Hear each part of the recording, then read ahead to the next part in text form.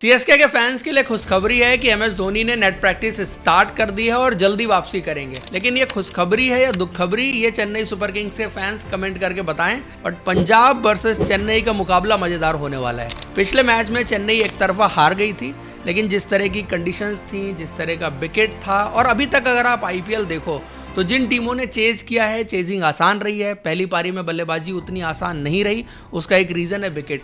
पहली पारी में थोड़ा जो फ्रेशनेस ऑफ द विकेट है, उसकी वजह से किसी भी टीम के लिए पहली पारी में बल्लेबाजी आसान नहीं रही। चाहे आप एसआरएच का मैच देखो, चाहे जीटी का देखो, चाहे लखनऊ का देखो, चाहे चेन्नई का देखो। एक सिर्फ केकेआर एक्सेप्शन था, जहां पर पहले मैच में अच्छा घास भी था, तब भी केकेआर ने अच्छी बल्लेबाजी करके दिखाई थी। तो एक एक्सेप्शन छोड़ दें, बट ओवरऑल अभी तक जिस तरह से आईपीएल चला है, तो इनिशियली फास्ट बॉलर्स को मदद हर जगह देखने को मिली है। अब चेन्नई में भी पहला मुकाबला ही खेला जा रहा है, तो माइट भी यहाँ पर भी थोड़ी बहुत हेल्प हो। बट जो मैच चेन्नई का आरआर के खिलाफ गुवाहाटी में हुआ था, वहाँ पर एक्सट्रीम कंडीशंस थी। एक्सट्रीम इसलिए कि वहाँ पर बारिश वगैरह भी हो रही थी, तो मॉइस्चर काफ़ी ज़्यादा था, जो हैंडल करना इतना ईजी नहीं था। फिर आपके सामने इस आईपीएल का best opening pair, bowling Duo जो है वो आपके सामने गेंदबाजी कर रहा था, जोफ्रा आर्चर और आंद्रे बर्गर, और दोनों जब टेंडम में गेंदबाजी कर रहे थे, वो स्पेल ही अलग नज़र आ रहा था। अभी तक आपने इस आईपीएल में इतना बेहतर बॉलिंग का स्पेल देखा नहीं है, और शायद आगे जरूर आपको देखना पड़ेगा कि इतना बेहतर देखने को मिलेगा नहीं मिलेगा, बट आई थिंक वो स्पेल बहुत शानदार था। दोनों उस स्पेल में जिस तरह से गेंदबाजी कर रहे थे, तो उस वजह से भी चेन्नई की टीम का कोलैप्स हुआ।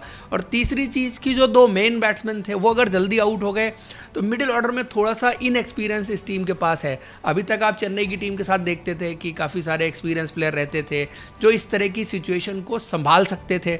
अब यंगस्टर्स हैं, थोड़ा सा डिफरेंट तरीके से क्रिकेट खेलते हैं। ऋतुराज गायकवाड़ भी पोस्ट मैच में यही बात कर रहे थे कि अब टीम की थोड़ी सी सोच भी चेंज हुई है, और मॉडर्न डे टी20 क्रिकेट जिस तरह से चलता है कि आप उस सिचुएशन में ज़्यादा दब के क्रिकेट खेलें, और पता चले आप जो एवरेज स्कोर है उससे 20 रन कम बनाएं, तब भी आपको हारना तो है ही है।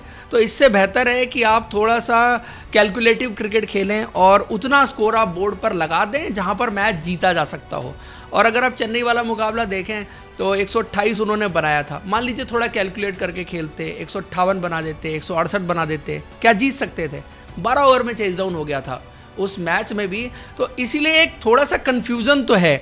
आप हर टीम को देखिए, जो टीम पहले बल्लेबाजी कर रही है, समझ नहीं आ रहा कि यार कितने टोटल के लिए जाएं, और ये असेसमेंट करना खास करके नए नए प्लेयर्स के लिए विकेट के हिसाब से काफ़ी मुश्किल हो जा रहा है कि इस विकेट पर क्या टोटल मैच विनिंग हो सकता है। तो सबसे इंपॉर्टेंट चीज़ यही है, और इसीलिए एक्सपीरियंस प्लेयर्स जिन टीमों के पास हैं, थोड़ा सा लंबी बारी खेलेंगे और अच्छा कैलकुलेट करेंगे कि इस विकेट पर मैच विनिंग टोटल क्या हो सकता है, तो उन टीमों को फ़ायदा होगा। तो चेन्नई के जो दो एक्सपीरियंस प्लेयर थे वो पहले ही आउट होकर चले गए।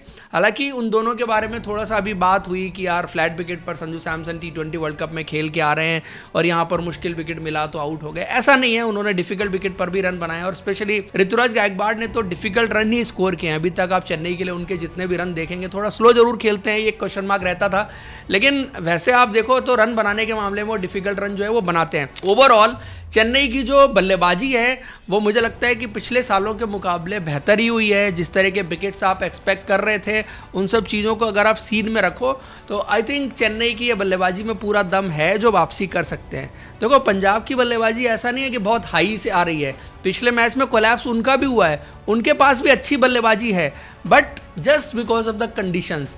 अभी तक हमने क्या देखा कि टी20 वर्ल्ड कप से, पिछले आईपीएल से एक सीन हम देखते आ रहे हैं कि यार 250 बनता है, चेज हो जाता है, 220 230 बनता है, चेज हो जाता है। बट मैदान बदल गया, कंडीशंस बदल गई, उसका कितना फ़र्क आप देख रहे हैं कि 140 भी एक वक्त पर दिल्ली के लिए मुश्किल हो गया था कि वो चेज डाउन होगा या नहीं होगा।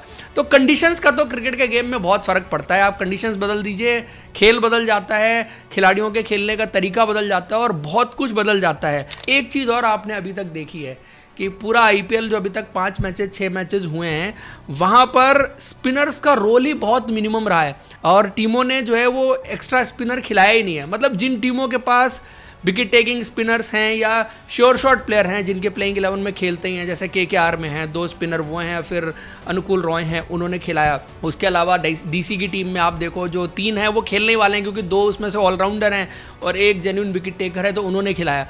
बाकी सब ने एक एक स्पिनर कम खिलाया। पंजाब ने भी हरप्रीत बरार को नहीं खिलाया था, पिछले मैच में नेहल वडेरा को खिला लिया था।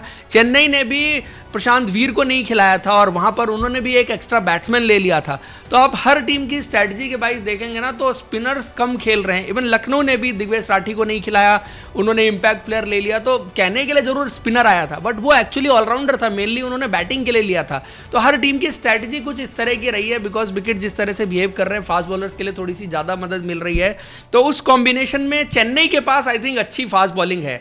अब चाहे अंशुल कंबोज हो, चाहे वो खलील अहमद हो, चाहे वो ओवर्टन हो, चाहे वो कोई और फास्ट बॉलर हो, तो उनकी फास्ट बॉलिंग अच्छी दिख रही है। स्पिन डिपार्टमेंट भी उनके पास नूर अहमद है। और पहला मैच मुझे लगता है कि एक एक्सेप्शन था जो चेन्नई की टीम हार गई। यहाँ से चेन्नई की टीम जो है ना बेटर परफॉर्मेंस करेगी। और दूसरी तरफ पंजाब, चूंकि चेन्नई की टीम में ना काफ़ी सारे राइट हैंड बैट्समैन हैं, तो क्या हरप्रीत बरार को खिलाने के बारे में सोचेंगे? हाँ जरूर, यूजी चहल हैं उनके पास जो राइट हैंडर से गेंद दूर लेके जाएंगे। और चेन्नई के लिए ये चीज़ टैक्टिकली देखनी रहेगी। पिछले मैच में तो चल गया था कि आप तो हार ही गए, चल क्या गया, चला तो तब भी नहीं था कि आपको प्रशांत वीर नहीं था टीम में, तब भी आप उसी बैटिंग ऑर्डर के साथ खेल गए थे। लेकिन अभी आगे देखना पड़ेगा, अगर हरप्रीत बरार को खिलाते हैं, लेफ्ट आर्म स्पिनर इन चेन्नई थोड़ा सा प्ले में आता है, तो इनको एक तो शिवम दुबे ऊपर चाहिए होगा नंबर 4 की पोजीशन पर, या माइट भी जब भी स्पिनर गेंदबाजी करने के लिए आए वहाँ पर चाहिए होगा।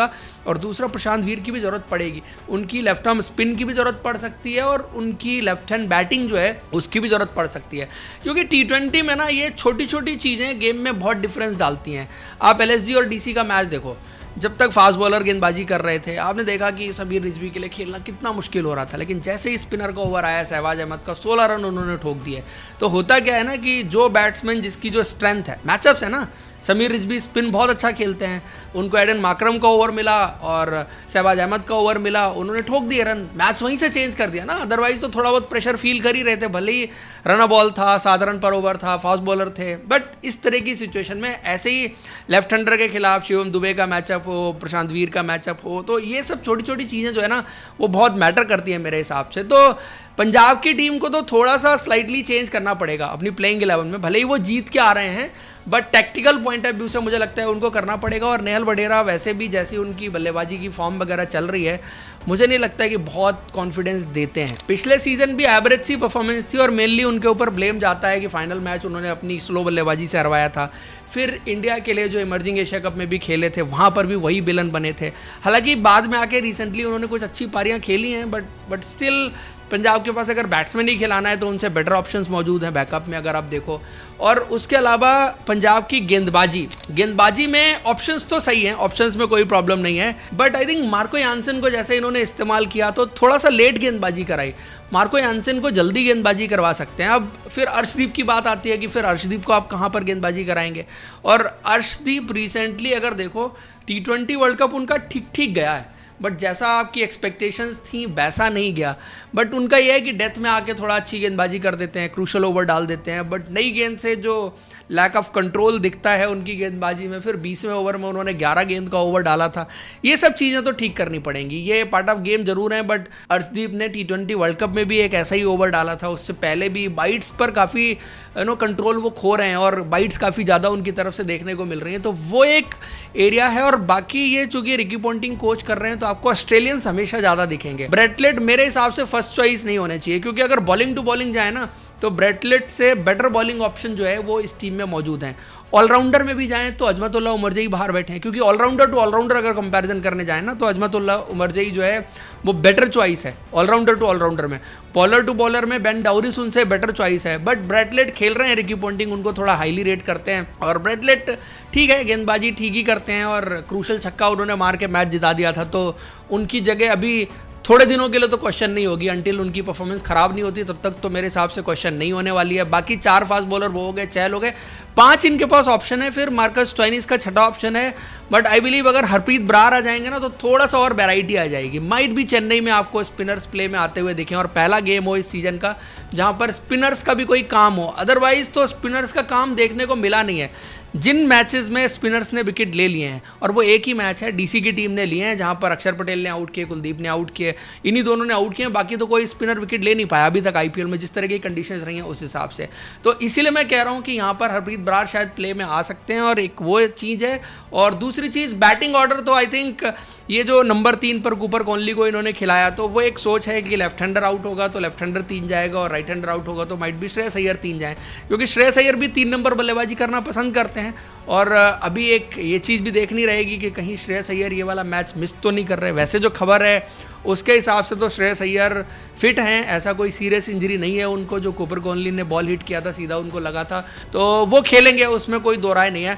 ऑल इन ऑल मैं अगर देखूं दोनों टीमों में मुकाबला करूं तो पंजाब की टीम बहुत बैलेंस टीम है, अच्छी डेप्थ है बैटिंग में बॉलिंग में सब कुछ। बट चेन्नई इस बार थोड़ी सी डिफरेंट टीम है, स्पेशली जो यंगस्टर्स आए हैं लाइक कार्तिक शर्मा। आपने उतना देखने का मौका आपको नहीं मिला होगा उनको, लेकिन जिस तरह से बॉल उनके बल्ले से निकल रहा था ना, ये चीज़ कभी कभी जो अर्ली साइंस होते हैं वो बैट्समैन के बारे में बता देते हैं कि वो किस तरह की फॉर्म में है। बल्ले से बॉल जैसा निकल रहा होता है, जैसा टाइम कर रहा होता है।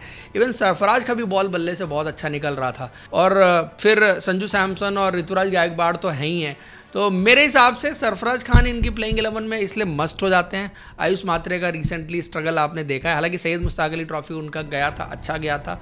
और फिर अभी देखो जैसे जैसे आईपीएल बदलेगा ना, फास्ट बॉलर्स से स्पिनर्स पर स्विच होगा कि स्पिनर्स का रोल बढ़ेगा, देन और सरफराज खान जैसे प्लेयर्स का रोल फिर बढ़ता हुआ चला जाएगा। और चेन्नई सुपर किंग्स काफ़ी ट्रोल हो रही है सोशल मीडिया पर पहले मैच की खराब परफॉर्मेंस के लिए, लेकिन ट्रोल वही लोग कर रहे हैं जो एक्चुअल में समझ नहीं रहे हैं कि अभी तक आईपीएल कैसे चल रहा है। जिस टीम ने पहले बैटिंग की है वो हारी है, सबका ही कोलैप्स हुआ है। उधर देखो पहले मैच में एसआरएच का भी हुआ, फिर एक केकेआर एक्सेप्शन था, वहाँ नहीं हुआ। बाकी आप जीटी का देखो, आप एलएसजी का देखो, आप इनका देखो, इनके वाले में एक्सट्रीम कंडीशंस थी तो बेचारे 128 पर ऑल आउट हो गए। तो ये एक चीज़ थोड़ी सी आईपीएल में इंपॉर्टेंट है कि आप टॉस को कैसे नलीफाई करें। और टॉस मान लीजिए इधर सीएसके ने जीत लिया पहले, तो सीएसके के पास ज़्यादा स्किलफुल बॉलर हैं, इधर पंजाब के पास भी है। मार्को यानसन सबसे खतरनाक बॉलर आज की डेट में लग रहा है, क्योंकि वो शुरू में आके भी अच्छी गेंद कर रहा है, हाइट भी उसके पास जिस तरह की है। और धीरे धीरे करके क्या देख रहे हैं कि उसको ना टी20 क्रिकेट का आइडिया काफ़ी बेहतर हो गया है। पहले टी20 में ना उतना इकोनॉमिकल नहीं रहते थे, विकेट वगैरह मिल जाते थे उनको, लेकिन इकोनॉमिकल उतना नहीं रहते थे, उतना कंट्रोल नहीं रहता था। लेकिन आज की डेट में ना कंट्रोल मार्को यानसन का जो है वो बेटर होता हुआ चला जा रहा है। तो I think it's a close one, but मैं थोड़ा सा एडवांटेज यहाँ पर चेन्नई की टीम को देना चाहूँगा, because home game in Chennai. और फिर अल्टीमेटली आपको पता ही विनर कौन है, टॉस जीतने वाली टीम विनर बन रही है अभी तक जो आईपीएल का ट्रेंड है। आप लोग को क्या लग रहा है कमेंट करके बताइए। Thank you, see you in next video.